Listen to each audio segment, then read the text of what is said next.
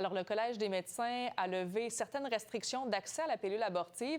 Le Québec était la seule province canadienne où les médecins devaient suivre une formation pour prescrire la médication permettant un avortement en début de grossesse. Et j'en discute avec la médecin de famille, la docteure Geneviève Bois. Bonsoir, Geneviève. Bonsoir. Donc là, on va se tutoyer parce que c'est ce qu'on Ben avait oui, ça fait convenu plaisir. au début de l'entrevue. Donc, il y a quelques 300 médecins, en fait, qui avaient demandé au début du mois que le Collège des médecins se rallie à la position de Santé Canada. Et c'est maintenant chose faite, là. C'est une bonne nouvelle?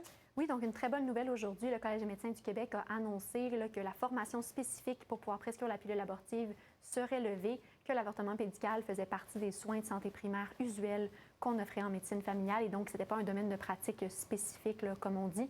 Donc, une très, très bonne nouvelle qui va venir lever une entrave de plus à la prescription de la pilule abortive. C'est ça, effectivement. Puis il y avait une échographie qui était exigée pour déterminer le nombre de semaines de gestation. Ça aussi, c'est mis de côté, là. Donc, la semaine dernière, le Collège avait annoncé qu'ils allaient pérenniser l'assouplissement au niveau de l'échographie qu'ils avaient annoncé pendant la pandémie et donc qui permettait, dans certaines circonstances, de ne pas en faire. Donc, ça aussi, ça venait lever une barrière. Mais tant que la formation spécifique continuait de perdurer, c'était très difficile de recruter des nouveaux médecins, de les encourager à devenir des prescripteurs s'il fallait faire cette formation spécifique-là.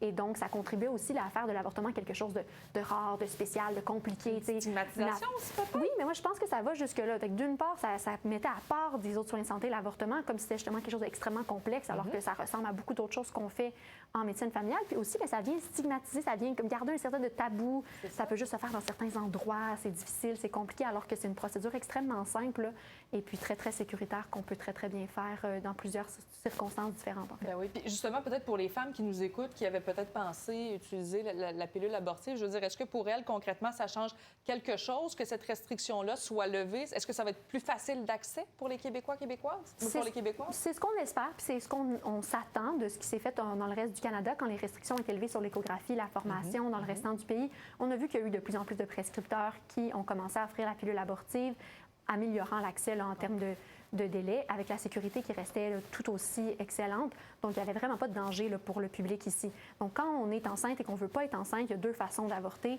par médicament ou par instrument. On peut le faire par médicament au premier trimestre de la grossesse. Il y a quand même un certain deadline mathématique, là, donc d'où le fait que des délais supplémentaires peuvent empêcher une personne enceinte d'avoir accès à tous ses choix si elle n'arrive pas à être vue rapidement là, dans un point de service. Là, pour terminer l'entrevue, j'ai envie qu'on se dirige aux États-Unis. Bon, on sait, le droit à l'avortement a été,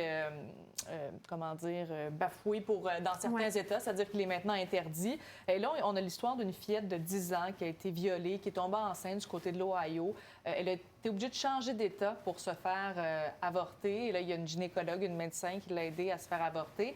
Et cette femme-là, elle est en train de se faire enquêter par les autorités. Vous pensez quoi de toute cette histoire-là? C'est sûr que c'est un drame sur un drame sur un drame. Le docteur Bernard, qui était la médecin qui avait aidé la jeune fille, là, semble être enquêtée dans son État où l'avortement est encore légal. En fait, c'est pour ça qu'elle est allée là, pour une technicalité là, sur le fait de ne pas avoir rapporté le fait qu'il y avait eu un abus sur un enfant, alors que ça avait été rapporté dans l'État où ça a été commis. Donc, ce qu'on voit, en fait, c'est que les gens qui pratiquent les avortements sont des cibles de toutes parts. Ça va devenir extrêmement problématique, même dans les États où c'est encore légal. On voit qu'il y a de plus en plus là, de situations comme ça qui se passent. Ça fait peur aux gens. Les gens ne voudront plus le faire. Puis c'est sûr que c'est très dramatique pour cette fillette-là et pour sa famille, mais je ne peux pas m'empêcher de penser, il y a des centaines puis des milliers de femmes, ça va tout autant bousiller leur vie qu'ils n'arriveront pas à voyager vers un autre État comme elle a pu le faire. Oui. Puis ça ne fera pas les nouvelles parce que c'est pas une histoire qui est aussi scandaleuse, qui ne fait pas un aussi grand titre.